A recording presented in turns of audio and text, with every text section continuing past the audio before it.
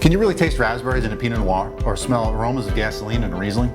Does swirling your glass or slurping a wine accomplish anything? And can you tell where a wine comes from based solely on its flavors? There have been some recent articles in the press saying that objectively tasting wine is nonsense. You either like something or not. Years ago, I would have agreed, but the person that I am today thinks that's a bit short-sighted. The first tasting I ever did changed my mind.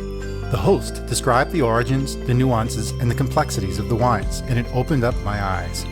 Seeing wine in that way showed me that in order to get the most out of anything, you had to be open-minded, present, and learn to savor it. I realized if wine can be this diverse, complex, and interesting, surely I must be missing out on other things. And seeking them out led me on a journey that changed my life. The desire to better understand wine led me to make my own. Curiosity about the places where wine was made ignited my passion for travel. Travel showed me how wine and food strengthen cultural bonds, which deepened my connection to the wine, food, and people in my own area.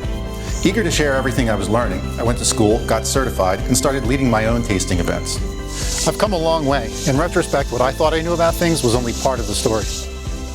Learning how to savor wine taught me that living fully is about tuning in all of your senses to experience the world in a more holistic way. Once your mind is open, all you need to do is look around to realize if you can hear the difference between rock music and classical music, then you can learn what makes California Cab different from Bordeaux. If you can see the difference between two works of art, you can see that Beaujolais looks different than Cabernet. If you can tell when there's too much lime in your guacamole, you can also tell when a wine is out of balance. Is espresso more intense than regular coffee? If so, then some wines can be more intense than others too. If one type of cheese can smell stronger than another, then some wines can be more aromatic than others. If thousands of olives can make hundreds of different olive oils, then thousands of grapes must make different wines too.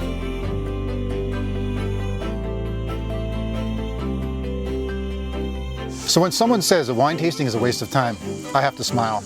I look around and see a much different world now, all because I started paying attention to the raspberry flavors in my Pinot Noir and the gasoline aromas in my Riesling. Curiosity led to discovery. Discovery became passion, and passionate about one thing made me passionate for my whole life. I believe that wine tasting is real, and what makes it real is you. Whatever you put your heart into becomes your truth. I'm sure to the critics it all tastes like sour grapes, but for me, life is like a bowl of cherries with a little bit of baking spices and some tobacco. Really? Must be Chianti. Yep, it's Chianti.